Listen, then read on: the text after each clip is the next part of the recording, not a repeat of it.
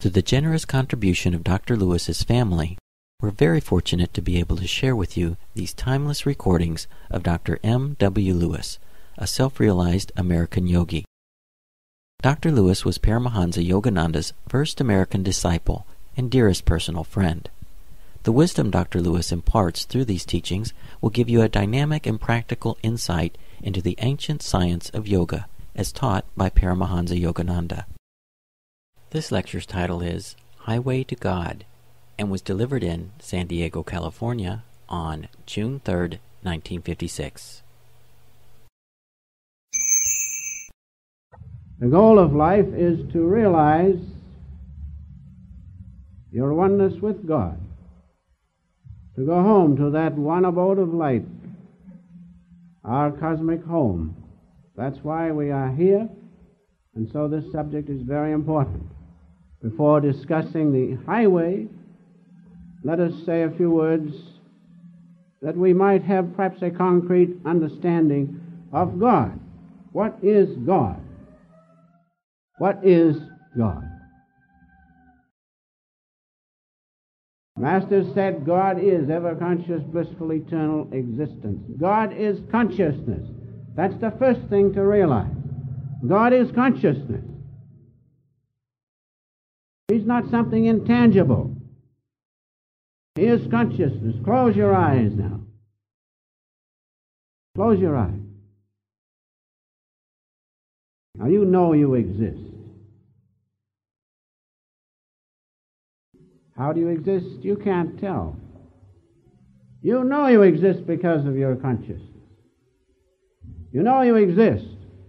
Now make that consciousness permanently blissful, and you have God. You realize that? Just think. You close your eyes, you're fully conscious. Make it permanently blissful. Note the permanent. Make it permanently blissful, and you have the aspect of God, consciousness. Our Master has said words to the effect that there is, without a question of a doubt, no difference between the bliss consciousness and God's consciousness.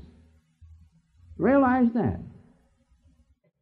If you can make that consciousness within you permanently blissful, there you have the aspect of God's one eternal substance, consciousness. Now the other aspect of God, we must know what God is. We're going to take this highway back to Him. We must have some sort of an idea of what He is. He is consciousness.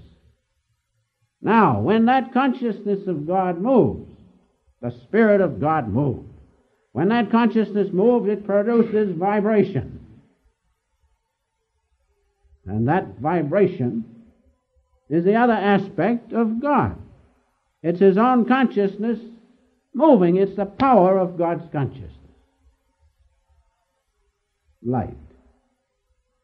All things come from light, as you all know by now. We say it so often. Science is saying it.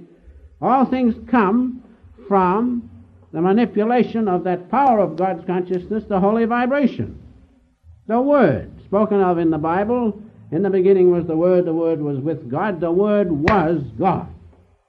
Now there you have right within you the other aspect of God's presence, His power, His consciousness vibrating. There you have God within you. Now, we must this morning discuss the problem of following the highway which takes us back to a conscious realization of God within us as consciousness and its power. And the power of God, this word is spoken of in the Bible, has different aspects. The cosmic sound you've heard about, read about, the cosmic light.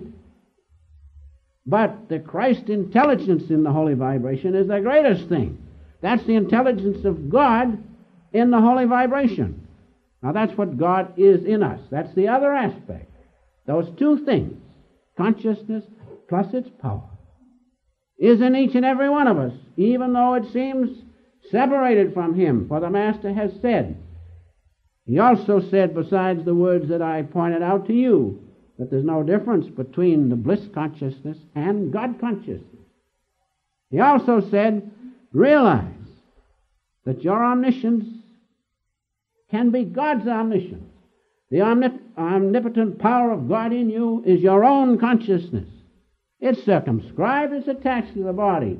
But I mean, when you break the attachment, then you have oneness with God's omniscience. Now that's what we must find, that's what we're searching for.